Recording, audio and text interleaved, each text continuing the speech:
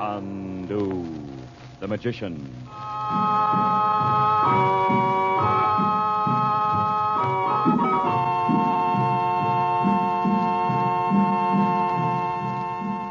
Good evening, ladies and gentlemen. Tonight, the makers of White King granulated soap present for your enjoyment Chandu, the magician. But before our story begins, we would like to ask you a question. Do you shudder when you see the price tags on sheets and towels these days? Then those high prices are one reason for giving all your household linens White King Wash Day Care. White King has been a good washing machine soap, a good wash day soap for 30 years. Today, it is better than ever, actually improved in quality. You'll like White King because it dissolves so quickly and completely in your wash water, because it makes quantities of suds that eagerly wash off surface dirt and wash out hidden dirt. And White King washes so quickly and so gently, it protects your household linens, keeps them looking new longer. Just try White King. We know you'll say, I love that soap.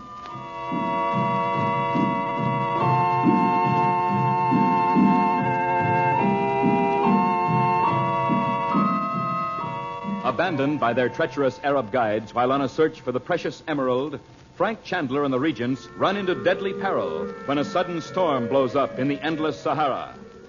As the storm subsides, a new danger threatens. Their water supply is very low.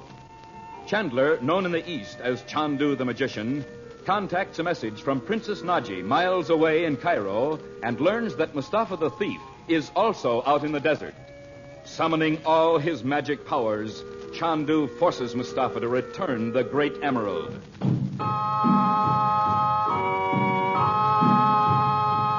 Now it is the following night.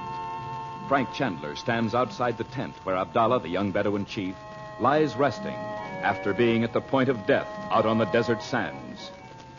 Chandu, the magician. Abdullah. Tafadal, Chandu. Yeah, I thought you might be asleep. Don't get up. I am ashamed. To show such weakness is disgrace to a Bedouin. Oh, come now. Even a Bedouin's human. I'll sit down, too, if you'll feel better about it. Betty Betak.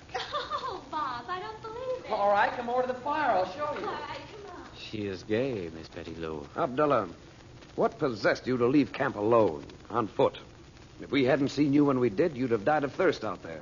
I thought to bring Mustafa to you with the emerald. But if you knew he had it... I followed him to be sure. Why? If I could have brought the emerald back to you, I would not bring shame upon the word of a Bedouin. You needn't have risked your life to prove it. But Chandu... Do you think I'd have left all the arrangements for this trip in your hands if I hadn't trusted you? In Cairo, after you had sent me to find the hiding place of Roxor, you followed my steps in the streets. Not because I didn't believe you. I was sent to follow you. Aye. Are you saying you will permit me to join you with my fighting men, my camels, my fine horses? I told you I wasn't recruiting an army, Abdullah. But my men... The work I'm doing is confidential. Secret. It is not a secret from Roxor, Chandu. Indeed it is. Now listen to me, Abdullah. If you join me, you must understand that I will not answer questions about my work. The world will someday know. But until then... I swear to serve you without question, O Chandu. Wayet Tenebi, by the life of the Prophet. Very well. Now I want you to get some rest. We're leaving for Cairo early in the morning. Halala. How have you sent to Cairo for guides? As soon as Princess Naja knew we needed help, she sent it. Ifta Inak, beware of her, Chandu. Roxor has told me she is a sorceress. I know. Allah, you know. Yes, but don't worry about it. Sleep well, my friend. We'll see you in the morning. Yamanillah. There he is. How's Abdullah now, Uncle Frank? He'll be fine by morning, I think. Are you getting pretty thirsty? We're trying not to think about it. Uncle Frank, a whole flock of Arabs just came along, and we went over to see him. Look, beyond our fire. Oh, yes. Well, I'll go over and speak to them. They might let us have some water. We can give it back when the plane comes. We tried to talk to them, but they just goggled at us. Well, maybe I'll have better luck. Gee, he's like a different person since he got the emerald back. Do you know that? Thirsty or not? Yeah. Oh, for Pete's sake, don't just sit down in the sand, Beth. Oh, my clothes are so sandy it doesn't matter anymore. Bob, Abdullah's been working with Roxor ever since he was 16 years old. How do you know that? Mother told me. I guess Abdullah told them the story of his life the night he came to Najee's. And just think, because of me, he won't work with Roxor anymore. Now, wait a minute. You know, I never thought I was so glamorous at home. Look, leave us face it. You're probably the first American girl Abdullah ever saw to talk to. What? So you're not necessarily Rita Hayworth. Oh, I might know you'd say that. You just spoil everything. Ah, Betty. Don't you realize Abdullah's in that tent behind you? Oh. Here, I brought you some water. Oh, I'm sorry, Uncle Frank. I didn't mean to talk so loud. It tastes kind of funny, but it's water. Here you are, Bob. Thanks. Abdullah's exhausted, although he won't admit it. And we're going to have a long trek tomorrow. Where's your mother? In her tent. I wonder if Abdullah knows I was the one who saw him in the crystal yesterday when Uncle Frank magicked that Mustafa. Oh, we all saw him. Oh. Here, I'll take it to Mom. Now, do you want to know what we're going to do tonight? Do? For Pete's sake, what can we do in the desert? There are some musicians and a storyteller, Bob, with that camel train over there. A storyteller? Oh, what fun. And they're on their way to Cairo to make their fortunes, they said. Will he tell us one of those fabulous stories like Abdullah did? Yeah. Oh, maybe Mom would like to hear it. Well, she can listen from her tent if she does. Oh, I'll tell her. She might want to come out and see the show. You know, Uncle Frank, I can understand people being crazy about the desert, like those friends of yours. It's so big and still and kind of... Oh, I don't know. I've known desert people to die when they had to live in cities. The stars are so big and close. They remind me of California. You homesick, honey? Oh, not exactly. But it's so wonderful out here tonight, it makes me kind of sad. Oh, you mustn't be sad. I'll go and ask the storyteller to begin. Just wait until you hear him. Miss Betty Lou. Oh, Abdullah, where are you? Inside the tent behind you, little white rose. Oh, dear. Beautiful white flower. Abdullah, you mustn't call me things like that anymore. My mother doesn't like it. But you, Mimosa Blossom, do you? Oh, hush, be quiet. My uncle's coming back. All ready, Betty. You see the storyteller in his red burnous? Isn't this terrific? He reminds me of the Red Shadow in the Desert Song. The desert song? Uh-huh. You couldn't possibly remember that. Oh, we put it on at school last year. I was in it. And you know, the Red Shadow turned out not to be a reef after all.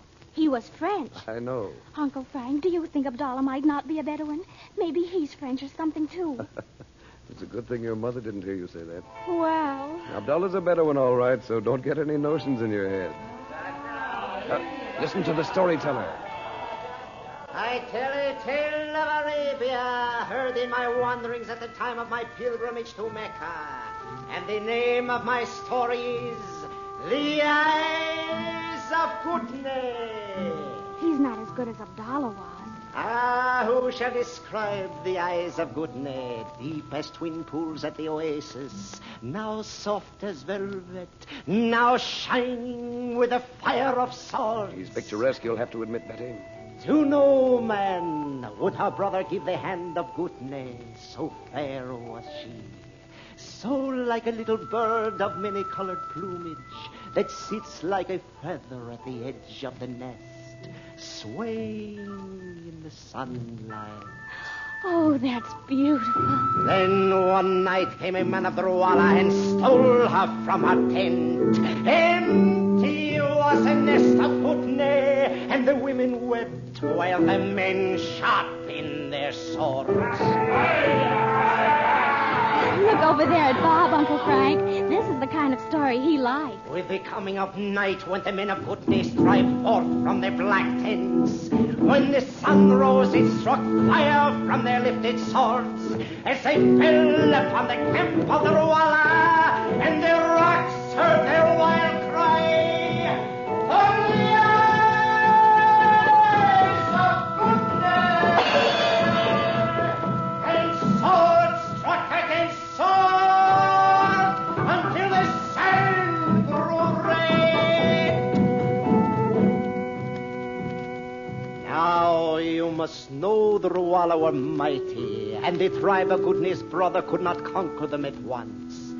But at last they overcame the enemy, and with the setting sun they forced the Ruala to lead them to the tent where Gutney lay. For years of Gutney they cried. But alas, the beautiful deep eyes of Gutney, soft as velvet and flashing as a fire of swords, were closed, never to open more. When their eyes beheld this, they went out from the tent, and not one Ruala was left alive. Oh, how awful. Even today, he who goes to that strange and desolate valley may hear at nightfall the terrible cry, for the eyes of Gutney, and may see about him the avengers of Gutney's tribe, and the slain Ruala on the ground like grains of sand. It is finished.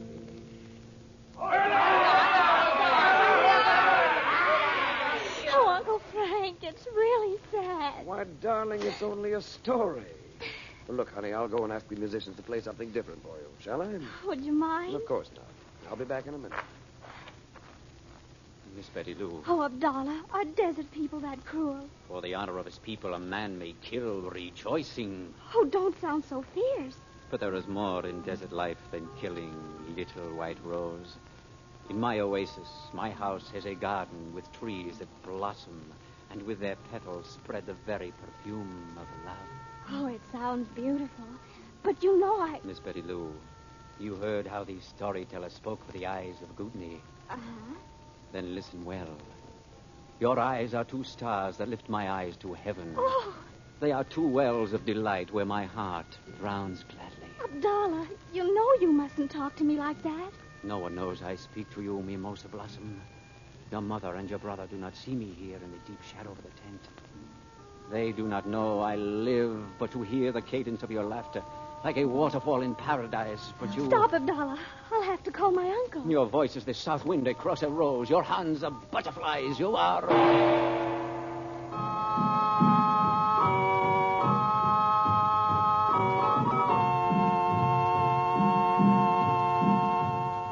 And now, before we say goodnight for Chandu the Magician, we have a bedtime story for all you mothers of small babies. A true story about White King granulated soap. We do not have to tell you that babies require lots of diapers, and that diapers require lots of washing in rich, gentle soap suds.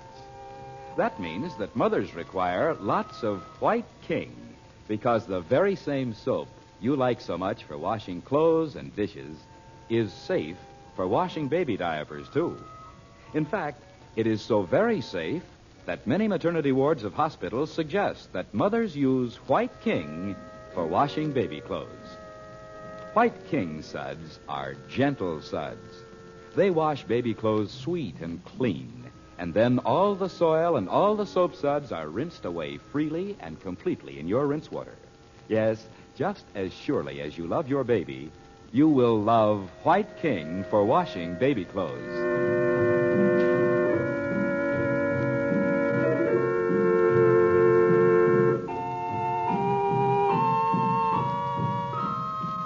Chandu the Magician is produced and directed by Cyril Armbruster. Betty Lou Regent is played by Joy Terry. The storyteller was played by Lou Krugman. The makers of White King invite you to listen tomorrow at this time when the story resumes. Chandu the Magician. This is the Mutual Don Lee Broadcasting System.